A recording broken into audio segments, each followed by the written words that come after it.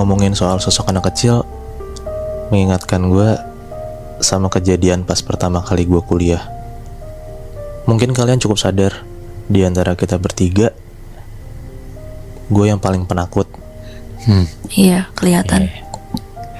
Gue yang emang gak mandiri karena di keluarga gue juga cukup dimanja. Dan di momen pertama kali gue masuk kuliah inilah jadi ajang pembuktian gue kalau misalnya gue tuh gak harus dimanja mulu gitu loh, Bi. Oke. Gue juga bisa tinggal sendiri. Makanya gue memutuskan untuk ngekos lah di sini.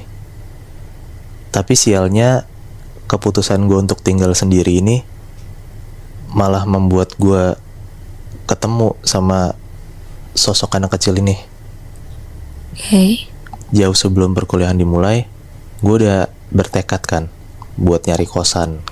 Karena ini jadi ajang pembuktian kalau misalnya gue bisalah tinggal sendiri. Iya. Buat mandiri ya kan.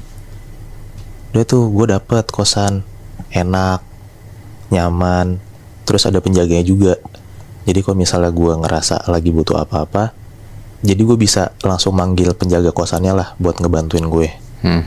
Singkat cerita, ospek dimulai dan waktunya gue untuk tinggal sendiri udah dimulai juga berarti.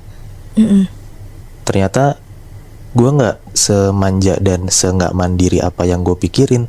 Good. Sampai pada akhirnya ada satu kejadian yang nggak ngenakin di tempat baru gue.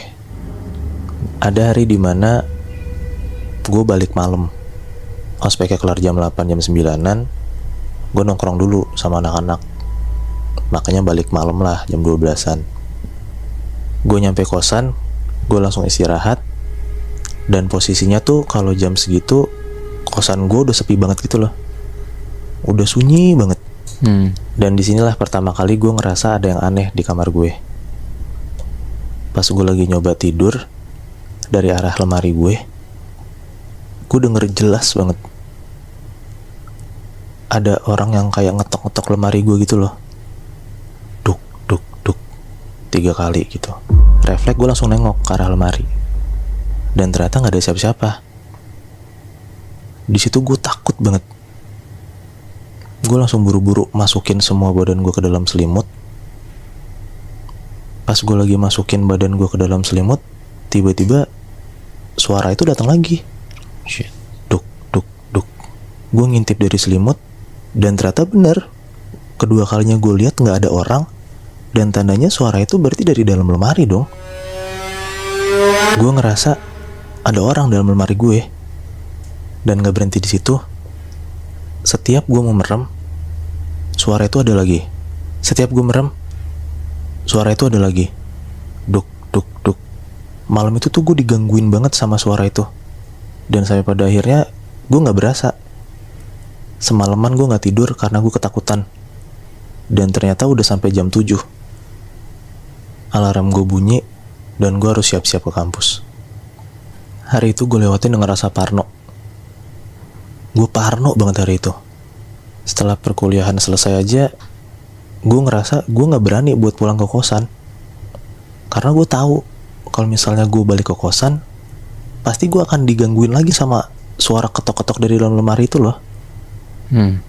Tapi ya Bi, Syaf, di satu sisi tuh, ya ini kan pilihan gue untuk ngekos, untuk nunjukin ke orang-orang kalau misalnya tuh gue mandiri. Iya benar. Jadi gue memberanikan diri lah untuk pulang ke kosan malam itu. Gue mencoba untuk tidur lah. Gue lihat jam, ternyata gak berasa udah jam 1. Baru banget gue mau nyoba merem, suara itu datang lagi. Duk, duk, duk. Untuk kesekian kalinya, gue dipaksa untuk berhadapan sama suara ini lagi. Sampai ada satu titik dimana gue butuh tahu sebenarnya ada apa di dalam lemari gue.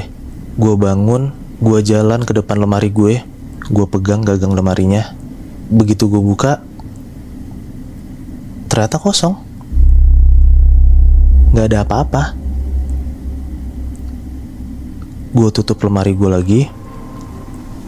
Gue balik ke kasur. Dan gak lama setelah itu, suara itu datang lagi. Duk, duk, duk. Shit.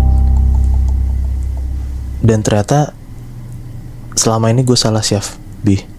Suara ketukan itu bukan dari dalam lemari.